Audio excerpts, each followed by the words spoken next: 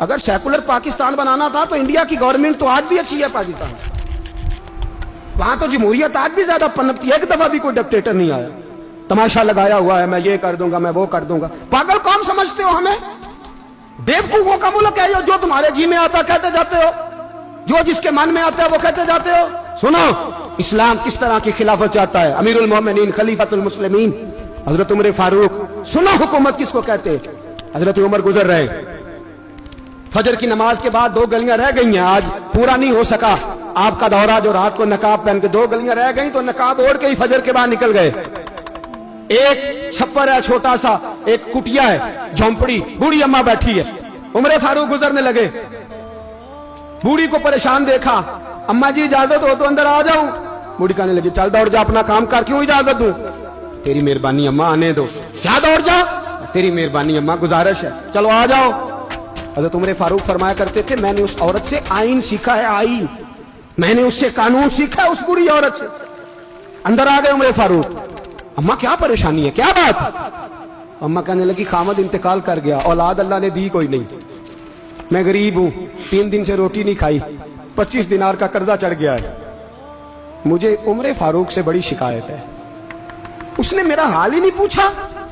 حضرت عمر کہتے تھے مجھے اس نے دستور اور آئین سکھایا، کہنے لگے شکوہ ہے، عمر آیا ہی نہیں۔ حضرت عمر کہنے لگے اماں، عمر کو کیا پتا کہ تو اس حال میں ہے، اماں دستور بیان کرتی ہے، اماں جمہوریت کا اعلان کرتی ہے، کہتی ہے نہیں پتا عمر کو، تو عمر سے کہو چھوڑ دے حکومت، اس کے حوالے کرے جو خبر رکھ سکتا ہے، نہ ادھر ادھر کی تو بات کر، یہ بتا کہ قافلہ کیوں لٹا، مجھے رہزنوں سے غرض نہیں، تیری رہبری کا سوال ہے، عمر سے کہو چھوڑے حکومت، اس کو دے جو پتہ رکھ سکتا ہے۔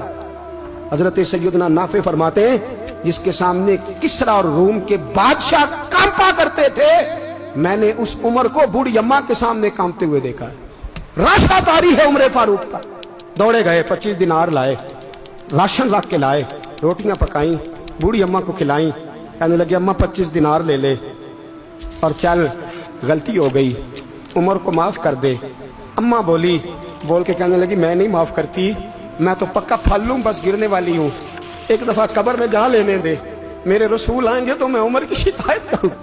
فرمایا میں شکایت کروں گی محبوب پاک سے اور عرض کروں گی حضور اسے پوچھ، اس کو نگران بنایا گیا، اس نے مجھ بیوہ اور لوارث کی خبر ہی نہیں لی، یہ ہے آئین اسلام، یہ ہے دستور مصطفیٰ کریم صلی اللہ علیہ وسلم۔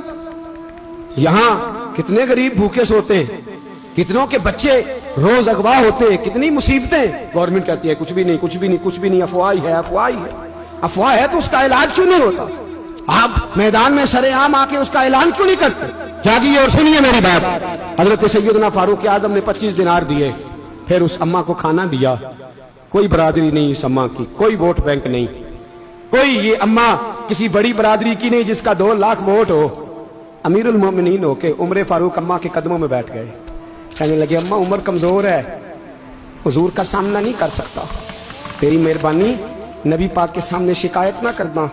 اماں کہنے لگی چل میں تیری خاطر معاف کر دیتی، جا تو مجھے کسی اچھی ماں کا بیٹا لگتا ہے، جا تیری خاطر۔ کہنے لگے چل پھر مجھے لکھ کے دے، کہنے لگی میں تو ان پڑھ ہوں، تو لکھ دے میں دستخط کر دے۔ حضرت عمر نے لکھا، ایک بوڑھی اماں کو شکایت تھی خطاب کے بیٹے عمر سے، اور پھر وہ معاف ہو گئی۔ اماں کہتی ہے میں نے اللہ کی رضا کے لیے معاف، یہ دستخط کر دو۔ اماں کے آگے کیا تو حضرت علی آ گئے، حضرت عبداللہ ابن مسعود آ گئے، کہنے لگے عمر یہاں پھر رہے ہو، میں سارے مدینے میں ڈھونڈ رہا تھا۔ اماں اٹھ کے کھڑی ہو گئی، ہائے میں مر گئی، یہ عمر تھا، یہ میں نے کیا کیا؟ حضرت عمر کہنے لگے اماں نہ، اپنے وعدے پہ قائم رہ، تو نے جو کہا تھا اس پہ قائم رہ، ہمیں تو بتایا گیا تھا یہ والا نظام پاکستان میں آئے گا، یہ کہا تھا قائد اعظم نے، یہ رنگ ملے گا تمہیں، کہا ماں تو وعدے پہ قائم رہ، لکھ کے دے۔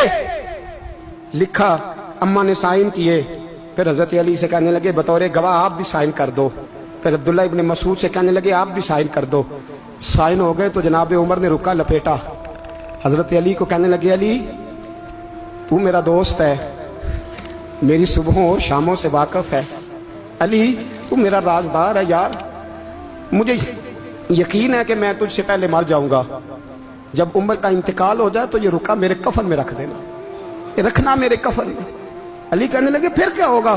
پر میں جب نبی پاک میری قبر میں آ کے پوچھیں گے نا بتا تو حکمران تھا کیا کر کے آیا ہے، تو فرمایا میں رکا نکال کے عرض کروں گا سونے ایک اماں ناراض تھی میں اسے بھی راضی کر کے آیا.